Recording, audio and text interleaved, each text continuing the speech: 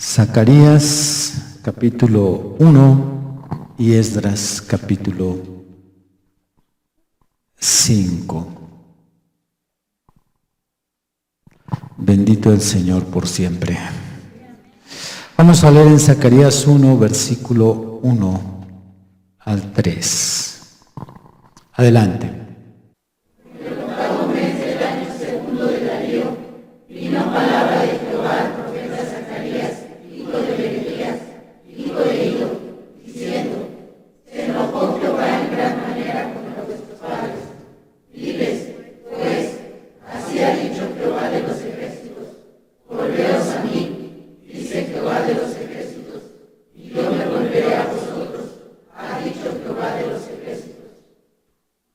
Bueno, nos vamos al libro de Esdras, en el capítulo 5. Santo Dios.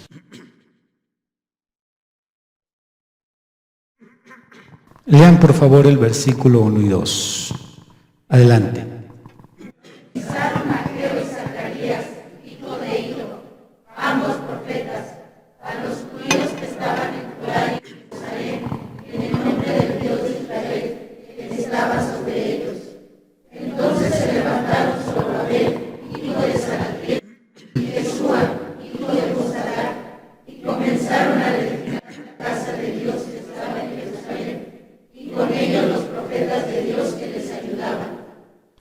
Penúltimo tema de la serie Los mensajes gemelos de Escatos. Este es el sermón número 14 de una lista de 15 sermones que se subtitulan todos Reseña de Zacarías sobre el fin.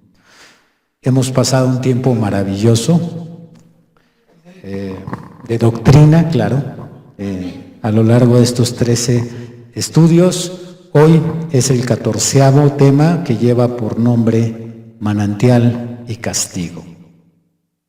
Manantial y Castigo es el nombre del tema.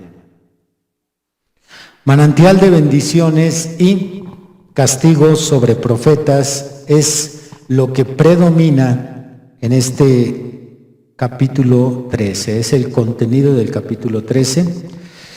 Bendiciones para la nación de Israel, castigo para los profetas, y también encontraremos un verso que confirma la revelación mesiánica sobre el Israel espiritual, estudiado en el tema anterior. Y también encontraremos una profecía mesiánica que hace alusión a la primera venida del Señor Jesucristo.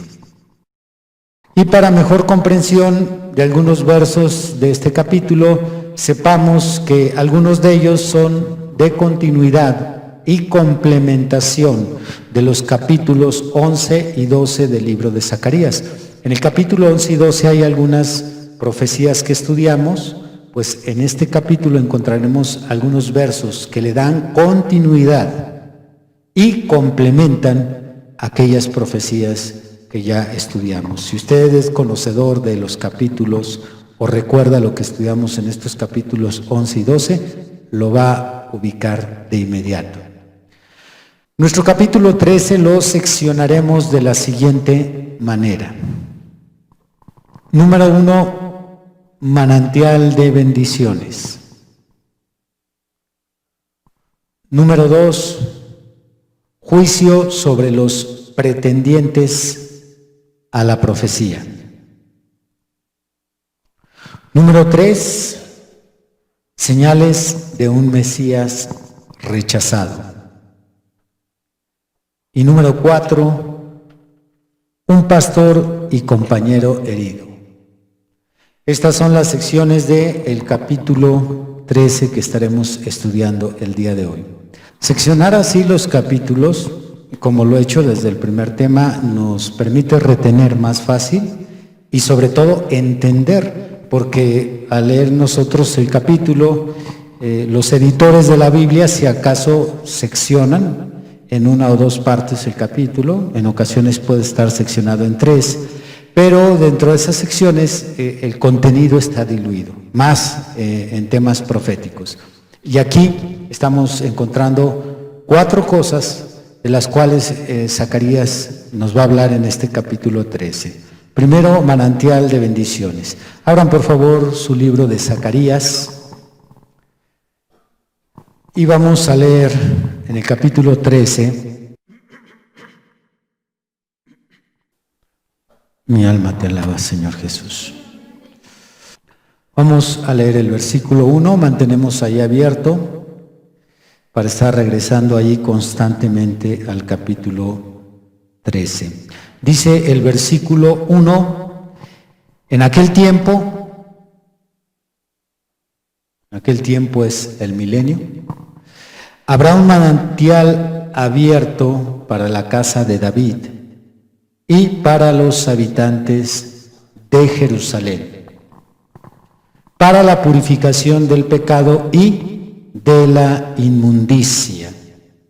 Esta bendición aquí prometida es para el milenio y la palabra manantial metafóricamente ilustra una abundancia de bendiciones sobre el Israel espiritual, una abundancia de bendiciones que Dios derramará sobre los judíos.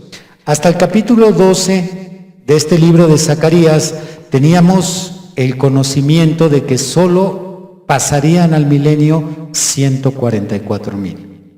Es lo que hemos venido repitiendo cada que entramos en el tema de los 144,000, el cual el profeta Zacarías llama el remanente, o también es llamado el remanente por el apóstol Pablo. Pero ahora en este capítulo 13 vamos a descubrir que el profeta Zacarías nos da una nueva luz y vamos a aprender que aparte de esos 144,000 entrarán otros judíos que no son el Israel espiritual, sino son parte del Israel natural. Ellos también pasarán al milenio. Claro que no entran en la misma categoría de los 144,000. ¿Quiénes son estos judíos que van a pasar al milenio? Son la tercera parte de todo el Israel natural que sobrevivirá durante la Tercera Guerra Mundial. Repito, son la tercera parte de todo el Israel natural que sobreviven a la Tercera Guerra Mundial. Las otras 2 terceras partes no cruzarán al milenio. Solo una tercera parte del Israel natural. Vamos a ver esto en el mismo capítulo 13 de Zacarías, pero en el versículo 8 y 9. Estamos en Zacarías 13, versículo 8 y 9. Y acontecerá en toda la tierra, dice Jehová, que las 2 terceras partes serán cortadas, que las 2 terceras partes serán cortadas en ella y se perderán, mas la tercera quedará en ella. Y meteré en el fuego a la tercera parte y los fundiré como se funde la plata y los probaré como se prueba el oro. Él invocará mi nombre, refiriéndose a Israel. Él invocará mi nombre y yo le oiré y diré, pueblo mío. Y él dirá, Jehová es mi Dios. Qué tremendo. Bueno, aquí viene una pregunta interesante. El Israel natural, sin el Espíritu Santo, ¿cómo podrán ser salvos durante el milenio? Porque el Israel espiritual son salvos porque hemos estudiado y también respondí, por cierto, esta pregunta recientemente en Pregúntalo Aquí, ¿cómo es que Israel espiritual es sellado antes de que comience la gran tribulación? Y di una explicación amplia, cómo es que Israel tiene que ser sellado los 144,000, porque cuando Jesús se va de la tierra con la iglesia, se va con todo y el Espíritu Santo. Y no hay más Espíritu Santo durante la gran tribulación. En la gran tribulación la tierra es totalmente del diablo. El diablo toma control durante esos 3 años y medio de la humanidad y no habrá Espíritu Santo aquí en la tierra, pero sí estarán los 144,000 ya sellados. Entonces, con ellos no hay ningún misterio porque es que esos 144,000 pasan hasta el milenio. Pero ¿cómo podemos acomodar al Israel natural, esa tercera parte de los judíos que sobreviven la gran tribulación? ¿Cómo es que los podemos acomodar para que ellos puedan cruzar hacia el milenio y ser salvos? Bueno, la respuesta es muy sencilla. Ellos entran en la misma categoría que las otras naciones. Han de recordar que mencionamos al inicio de esta serie que hay naciones que pasan al milenio que no son cristianas. ¿Cómo? Como Siria, Egipto,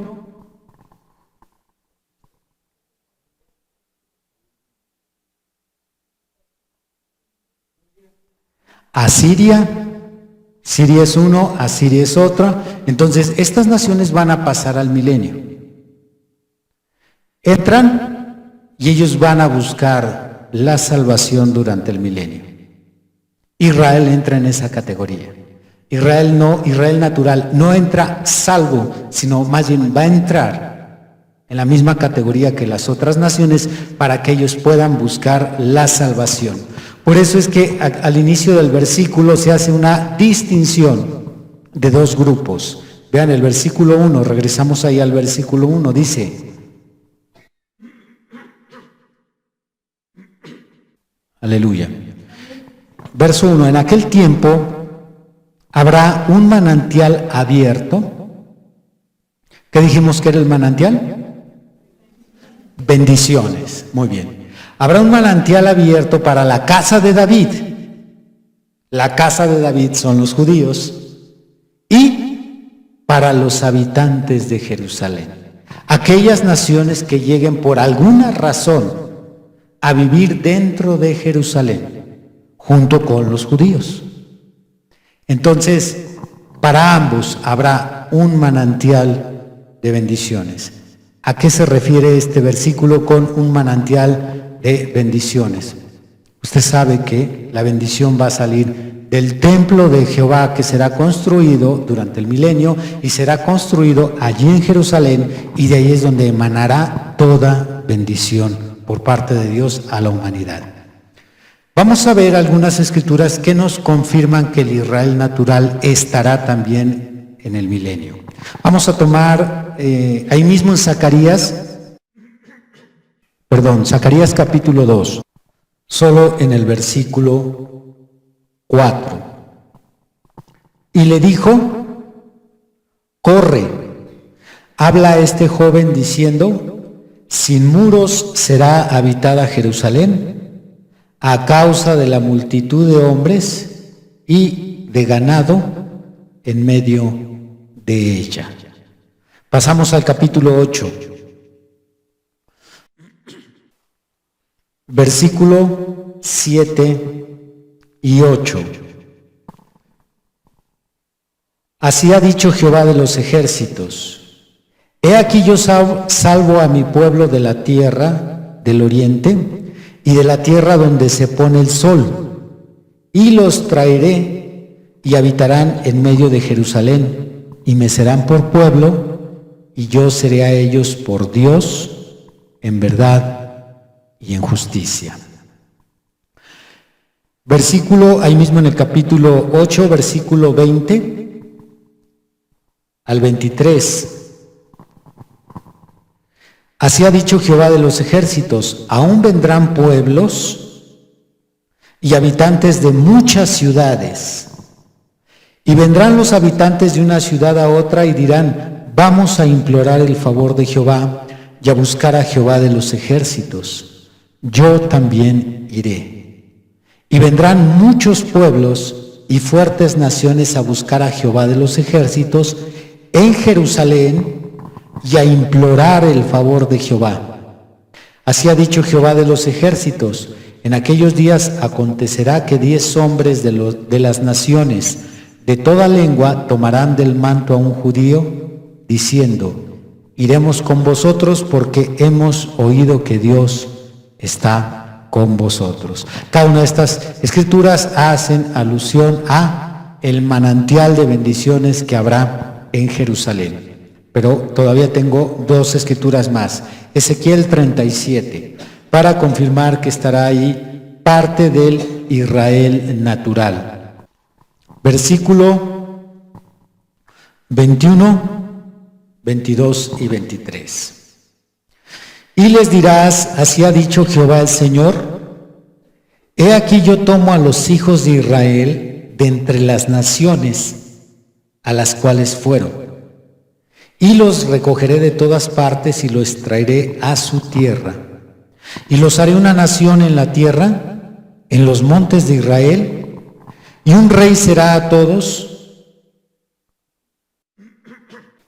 y un rey será a todos ellos por rey, y nunca más serán dos naciones, ni nunca más serán divididos en dos reinos. Esto es la casa de Judá y la casa de Israel. Ni se contaminarán ya más con sus ídolos, con sus abominaciones y con todas sus rebeliones. Y los salvaré de todas sus rebeliones con las cuales pecaron, y los limpiaré. Y me serán por pueblo, y yo a ellos por Dios. Ahora pasemos al capítulo 43, versículo 6 al 10.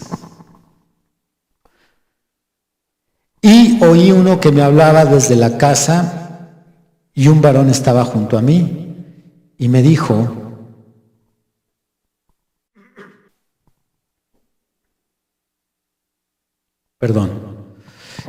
hijo de hombre, este es el lugar de mi trono, el lugar donde posaré las plantas de mis pies, en el cual habitaré entre los hijos de Israel para siempre, y nunca más profanará la casa de Israel mi santo nombre, ni ellos ni sus reyes, con sus fornicaciones, ni con los cuerpos muertos de sus reyes en sus lugares altos, porque poniendo ellos su umbral junto a mi umbral, y su contrafuerte junto a mi contrafuerte, mediando solo una pared entre mí y ellos, han contaminado mi santo nombre con sus abominaciones que hicieron. Por tanto, los consumí en mi furor. Ahora arrojarán lejos de mí sus fornicaciones y los cuerpos muertos de sus reyes, y habitaré en medio de ellos para siempre. Tú, hijo de hombre, muestra a la casa de Israel esta casa, y avergüéncense de sus pecados y midan el diseño de ella. Estas y otras escrituras confirman que habrá por parte de la nación de Israel la manera de que ellos puedan confesar sus pecados y recibir la bendición. Recuerden, los 144,000 ya no pueden pecar, obvio, están sellados con el Espíritu Santo. Pero el Israel natural, que ¿cuántos dijimos que eran? La tercera parte, van a entrar en la misma categoría que las otras naciones para ver si logran ser salvos. ¿Cómo es que lograrán su salvación si Jesucristo ya está entre ellos y ya no está con su sangre para redimir pecados? Hermana Viviana.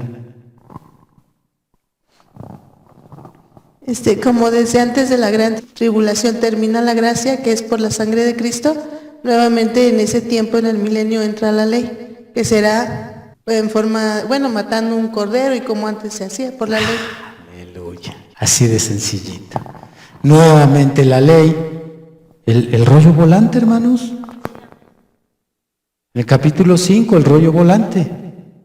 La ley entrará a la casa del pecador, del ladrón, del que hurta. Todas aquellas naciones, Egipto, Siria, Líbano, el Yemen, todas esas naciones que pasan al milenio, todos ellos tendrán una segunda oportunidad durante el milenio y solo podrán ser salvos por la ley, los sacrificios. La sangre que derramen en el templo Esa es la que ofrecerá el perdón de los pecados de ellos. Por eso dice, habrá manantial de bendiciones en Jerusalén. Todas las naciones, como leímos ahí nuevamente en Zacarías, que dirán a los judíos en el capítulo 8, iremos con vosotros. ¿A dónde? A Jerusalén. Porque ahí es donde se está obteniendo el perdón de los pecados. No habrá templos en todas partes, solo habrá un templo en todo el mundo y ese templo estará en Jerusalén. ¿Alaban a Dios? Muy bien, ahora sí, todo esto es ¿para qué? Para conectar que también entrará el Israel natural. ¿Ustedes creen que puede entrar Israel natural también?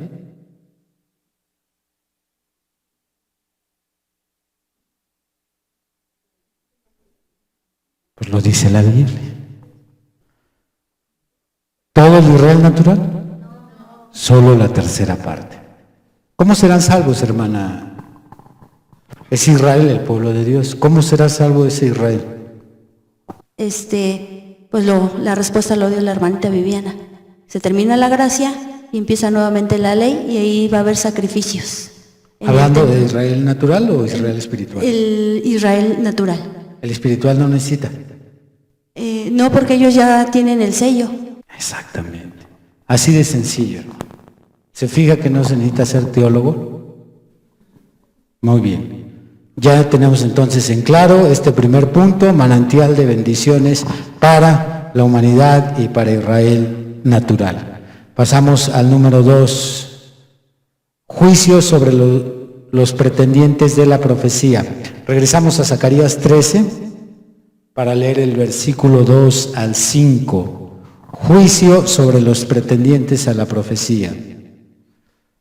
Y en aquel día, dice Jehová de los ejércitos, quitaré de la tierra los nombres de las imágenes, y nunca más serán recordados. Y también haré cortar de la tierra a los profetas y al espíritu de inmundicia. Está haciendo referencia al milenio porque empieza igual que el primer versículo, en aquel tiempo, y luego en el 2, y en aquel día. Versículo 3, y acontecerá que cuando alguno profetizare aún, le dirán su padre y su madre que lo engendraron, no vivirás, porque has hablado mentira en el nombre de Jehová. Y su padre y su madre que lo engendraron le traspasarán cuando profetizare.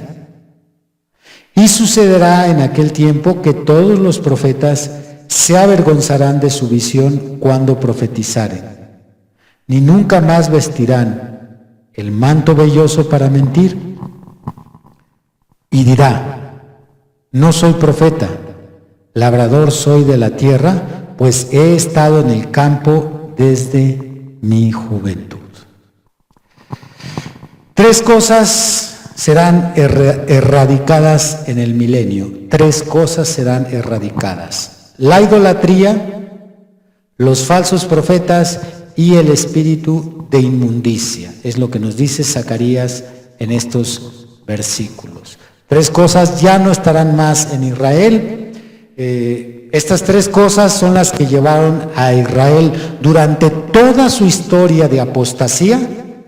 Estas 3 cosas son las que llevaron a Israel a provocar a ira a Dios. Usted puede leer desde el Génesis capítulo 12 hasta el libro de Malaquías, que cuando Israel caía en apostasía, cuando Israel encendía la ira de Dios, es porque caía en una de estas 3 cosas. Intente encontrar un pasaje de la historia negra de los judíos, donde ellos estaban caminando mal, se habían desviado. Intente encontrar uno donde no estaban en una de estas 3 cosas involucrados. Si no estaban en la idolatría, entonces estaban ungidos por el espíritu de inmundicia, y si no, estaban predominando los falsos profetas. Por eso es que se mencionan que llegado el milenio, estas 3 cosas no estarán presentes más allí. Vamos a ver qué nos dice Isaías 65. ¿Alaban a Dios? Versículo 2 y 3. Extendí mis manos todo el día a pueblo rebelde, el cual anda por camino no bueno, en pos de sus pensamientos. Pueblo que en mi rostro me provoca de continuo a ira, sacrificando en huertos y quemando incienso sobre ladrillos. Aquí se reprenden las tres cosas de las cuales, dice Zacarías, un día en el milenio serán quitadas. En el milenio los ídolos y el espíritu de inmundicia, no habrá riesgo de que se levanten nuevamente. El Señor se encargará de eso porque los poderes espirituales serán controlados. Apocalipsis 20, verso 1 y 2 nos dice que Satanás será atado por 1000 años.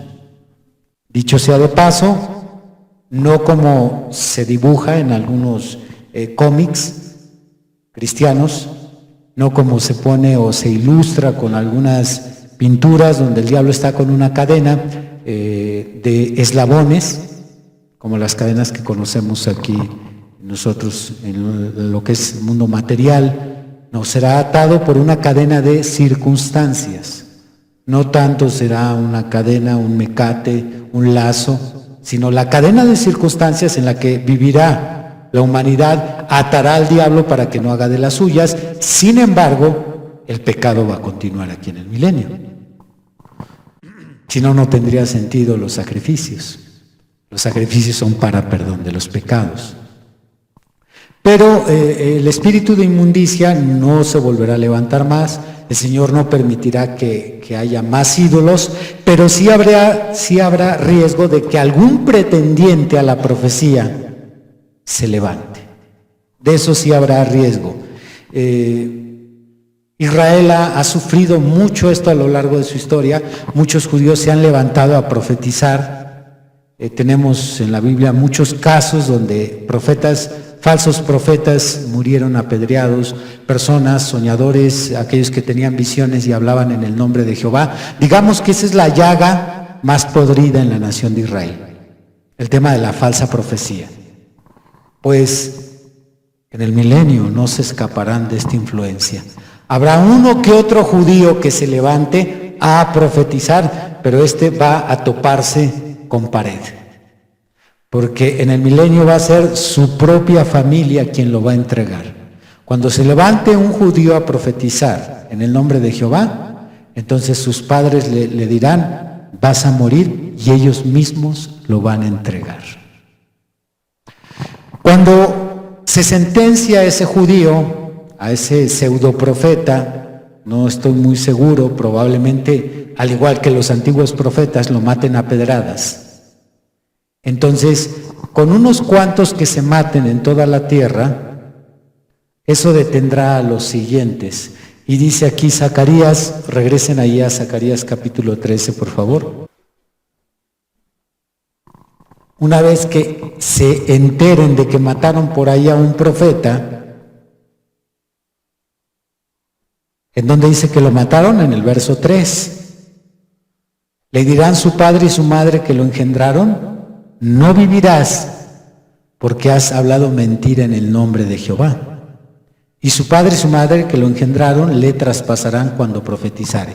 Muy bien, cuando se corra la voz, cuando esté la noticia de que ya mataron a un judío que estaba profetizando en el nombre de Jehová, entonces mire el efecto que va a suceder. En el 4, y sucederá en aquel tiempo que todos los profetas se avergonzarán de su visión cuando profetizaren, ni nunca más vestirán el manto velloso para mentir. Este es el atuendo de profeta. Y cuando se le pregunte a ese próximo futuro pseudoprofeta, ¿qué responderá cuando se le pregunte si es profeta? Dirá: no soy profeta. Labrador soy de la tierra, pues he estado en el campo desde mi juventud. En otras palabras, mejor ni le entro. Aunque les venga aquella unción, aquel pensamiento, aquella visión, lo que les venga. Oye, ¿tú tienes profecía? Y como ya vieron que ya algunos fueron lapidados, dirían: no, yo no. Pues no, ¿tuviste una visión? No, Entonces, ¿a qué te dedicas? No, yo siembro aquí las uvitas, el perejil. Ya no le van a entrar. ¿Alaban a Dios? Como hemos analizado creo es Deuteronomio 22, cómo se castigaba a un hijo rebelde en el Antiguo Testamento. Los padres, aquí dice que es los padres quienes entregarán a ese profeta. Dios los está regresando a esa manera de vivir la ley de una manera estricta. En el Antiguo Testamento, cuando había un joven que se rebelaba a su papá y le contestaba y decía, no te voy a obedecer y hazle como quieras y es mi vida, y se le ponía, como decimos en México, al brinco, los padres lo sacaban y delante del pueblo decía, mi hijo es rebelde. Todos agarraban piedra y lo mataban ahí en ese instante. Rápido se erradicaba el mal. Si eso hiciéramos hoy, no habría delincuencia, no habría alcoholismo, drogadicción, vandalismo. Si se erradicara así de inmediato, en el milenio el Señor no va a tolerar eso. Saquen al que tuvo visión, el que dice que está hablando en mi nombre, sáquenlo. Y a matar, y los propios padres. Muy bien, ahí están estos pseudo profetas recibiendo juicio, los pretendientes a la profecía.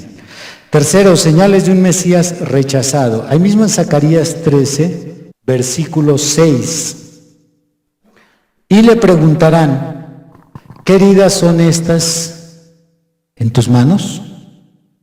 Y él responderá, con ellas fui herido en casa de mis amigos. Este verso es la continuidad de la mitad del versículo 10 del capítulo 12 que leímos en el tema anterior. Si usted se pasa al capítulo 12 y leemos el versículo 10 hasta la mitad nada más, la primera parte del verso 10, lo leeríamos todo junto de la siguiente forma. Zacarías 12:10. Y derramaré sobre la casa de David y sobre los moradores de Jerusalén espíritu de gracia y de oración, y mirarán a mí, a quien traspasaron, y le preguntarán, ¿qué heridas son estas en tus manos? Así es como lo leeríamos junto, porque esta es la continuidad. Y mirarán a mí, a quien traspasaron. Recuerden que es la señal de un Mesías rechazado, y el Señor se está revelando a ellos. Se está revelando a los 144,000 que durante aproximadamente 1950 años estuvieron velados, creyendo que Jesucristo era un impostor. Si usted ve mi cápsula que hice contra un judío, un rabino, que tacha a Jesús de engañador, de falso Mesías. Ese es el concepto de todo el judaísmo. Ahí él explica por qué cree que Jesús no puede ser el Mesías. Y yo pruebo lo contrario en la cápsula. ¿Por qué es que Jesucristo es el Mesías y cómo es que ellos están cegados, están velados? Y ellos no lo van a reconocer hasta que se les predique el evangelio que nosotros tenemos, lo cual sabemos que es tarea de los 2 olivos, y culminando esa predicación se aparece el Mesías en persona. Y dice, yo soy, mirarán a mí, ven las heridas, ¿quién te las hizo? Ustedes me las hicieron. ¿Alaban a Dios? Esas son las señales de un Mesías rechazado. Número 4, un pastor y compañero herido. Pasamos al versículo 7. Levántate, oh espada, contra el pastor y contra el hombre compañero mío, dice Jehová de los ejércitos, hiere al pastor y serán dispersadas las ovejas. Y haré volver mi mano contra los pequeñitos. Nadie que conozca las profecías cumplidas y registradas en los 4 evangelios ignora que este versículo 7 se cumplió al final del ministerio de nuestro Señor Jesucristo. Creo que usted ubica de inmediato cuando se cumple esta profecía. ¿Estoy en lo correcto? ¿Hermano Juan Pablo? Sí, lo ubica mi hermano Juan Pablo. A ver si estoy en lo correcto, hermano. ¿Es en el Getsemaní? Correcto. Cuando lo van a aprender. De hecho, los evangelistas citan la Escritura. Esto fue para que se cumpliera la Escritura. Heriría al pastor y las ovejas serán dispersadas. Entonces es cuando prenden al Señor y los discípulos corren. Ahí se cumple esta Escritura. De hecho, aquellos que tengan una referencia, esto es una letra en el verso, los va a llevar a esos evangelios.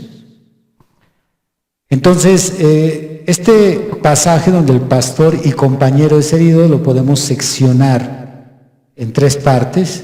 Esta profecía ya cumplida en el siglo I. Número 1, el hombre compañero de Jehová. El hombre compañero de Jehová.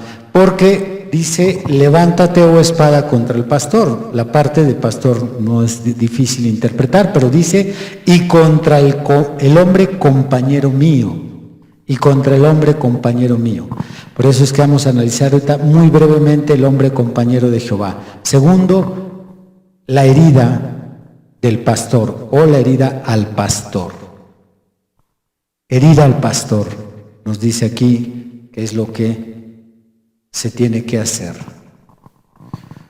Y tercero, contra los pequeñitos. Repito, el hombre compañero de Jehová, herir al pastor y contra los pequeñitos. El hombre compañero de Jehová, ese es el Señor Jesucristo. Nuevamente podemos ver en este versículo una dualidad. ¿Cómo es que el Señor Jesucristo es compañero de Jehová y simultáneamente Él es el pastor? Todos estos versículos nos ayudan a mantener ese equilibrio que tenemos en la deidad de Jesucristo y en la posición de Jesucristo como Hijo de Dios. Recuerdo que el conflicto se da entre trinitarios y unicitarios extremos, quienes aseguran que el Señor Jesucristo es totalmente Dios, el único Dios, el verdadero Dios, y lo sacan de esa fase de humano. Y los trinitarios que lo tienen en esa posición de Hijo de Dios exclusivamente. Solo es el Hijo de Dios. Entonces tenemos esta confrontación y estos versículos nos permiten ver esa dualidad a lo largo de las Escrituras. Porque en el mismo versículo se le llama pastor y en el mismo versículo se le llama compañero de Jehová. ¿Quién es el pastor? Según estudiamos, claro, en el milenio de los judíos, ¿Jehová o el Señor Jesucristo? Vamos a ver quién. Nuestra hermana Erika, ella ha de recordar.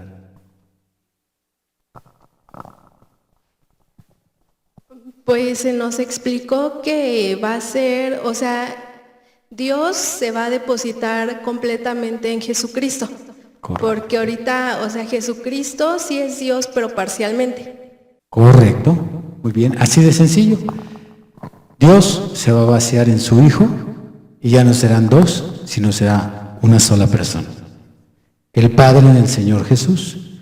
Y es que si nosotros hemos de asegurar e incluso garantizar que tenemos la doctrina correcta, pues no nos vayan a decir, si no entiendes tu propia doctrina, ¿cómo tratas de pasármela a mí? Pues tenemos que entender cómo opera ¿cómo le llamamos a esa unión? La hipóstasis del Señor Jesucristo, la dualidad, tanto divino como humano. Dios aparte de Jesús y Dios dentro de Jesús. Y este versículo lo confirma, porque está colocando al Señor Jesucristo tanto como compañero de Jehová, pero también lo está colocando como el pastor. Ahí se revela la dualidad en ese solo versículo. ¿Alaban al Señor? Muy bien. Segundo, herir al pastor. No fueron los judíos ni los romanos los que lo torturaron, ni siquiera fueron ellos los que lo mataron. Ellos fueron el instrumento de Dios para torturar al Señor Jesucristo y para matar al Señor Jesucristo. Los judíos fueron el instrumento intelectual. Y los romanos, ellos fueron la fuerza física que torturaron y llevaron a la muerte al Señor Jesús.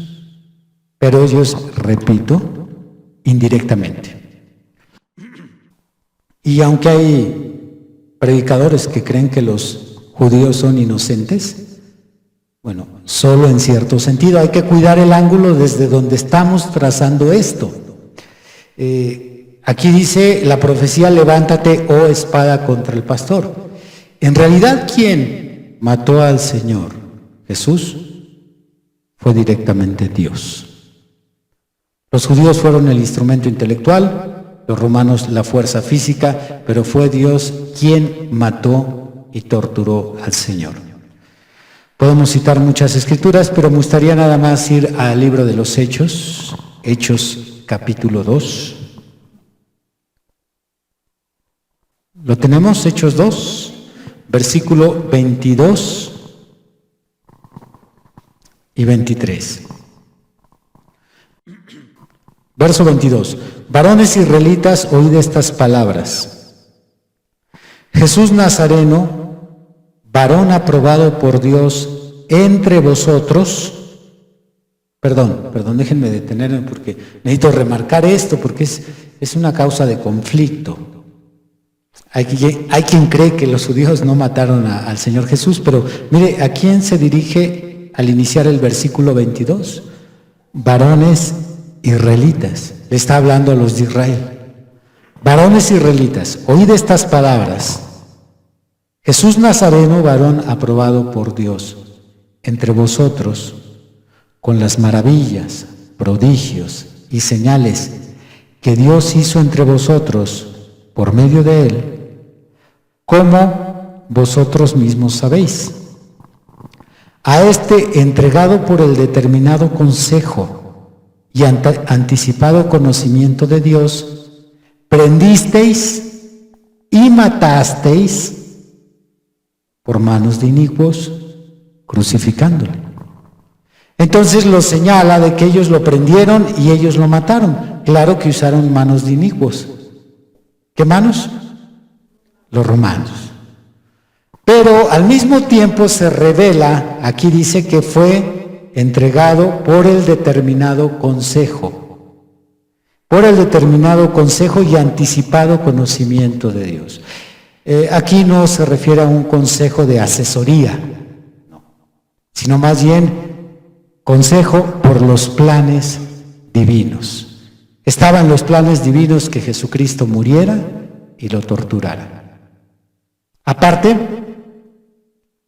la sombra, la figura, lo confirma. ¿Quién iba a sacrificar a Isaac? ¿Quién lo amarró? ¿Quién lo llevó a la cumbre? Abraham, el Padre, tipo de Dios. Fue Dios llevando a Jesús al Calvario y fue Dios matando al Cordero. ¿Estaba enojado Dios con Jesús?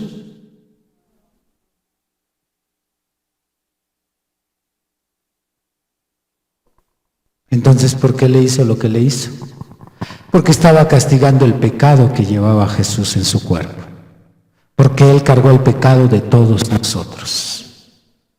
Por eso fue herido y abatido y azotado, dice Isaías. Porque Jesús llevaba en su cuerpo todo ese pecado de la humanidad. Así es que Dios deja ir su ira sobre ese cuerpo, castiga el pecado del cuerpo de Jesús. Por eso fue tan brutal, tan sanguinario el castigo, porque Él llevaba los pecados de la humanidad. Así es que fue Dios hiriendo al pastor. Levántate, oh espada, y hiere al pastor. ¿Alabar a Dios? Tercero, contra los pequeñitos. ¿Quiénes son los pequeñitos en este grupo? Son los discípulos. Solo vamos a corroborar en Mateo 10 para que nuestra mente no se vaya a ir por el lado de la ternura, y es que los pequeñitos son de 3, de 7 años, la familia Telerín. No, vamos a ver que se refiere a los discípulos. Mateo 10, ¿ya lo tenemos? Es que ya ve que la mente carnal pues le da su interpretación a cada pasaje. ¿Quiénes son los pequeñitos? Ok, no va a señalar usted a su sobrinito, a su hermanito. Mateo 10, versículo 42. ¿Ya lo tenemos? Y cualquiera que dé a uno de estos pequeñitos un vaso de agua fría solamente, por cuanto es discípulo, de cierto os digo que no perderá su recompensa. Muy bien. Ahora, ¿cuántos pequeñitos tenemos aquí? Levanten la mano los pequeñitos. Los discípulos son los pequeñitos, ¿sí? Dice aquí en la profecía: hiere al pastor y serán dispersadas las ovejas y haré volver mi mano contra los pequeñitos. Comienza, se profetiza el tiempo de persecución. Mientras el pastor caminó con los pequeñitos a un lado, los protegía, les proveía lo necesario, pero tenía que llegar un tiempo en que la mano de Dios ahora no era sobre ellos, sino contra ellos. Porque así está distribuido el cristianismo. Al inicio, cuidados, atención, cariño, provisiones, pero llega un momento en que si eres pequeñito de Dios, la mano de Dios irá contra ti. Si eres pequeñito de Dios. Y dirá el Señor contra tu matrimonio, contra tu hijo, contra tu trabajo, contra tu economía. Así está diseñado este camino.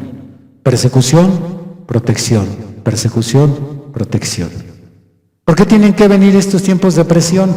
Para echar fuera la paja y se quede solo el trigo.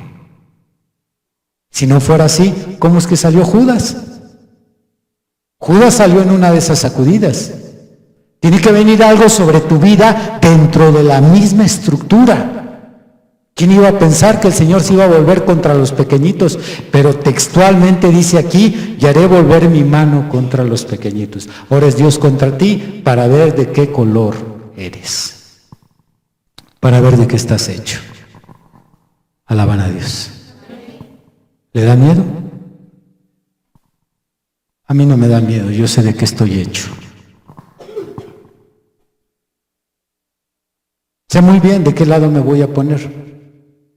Dice el hermano William Branham que los espíritus no mueren.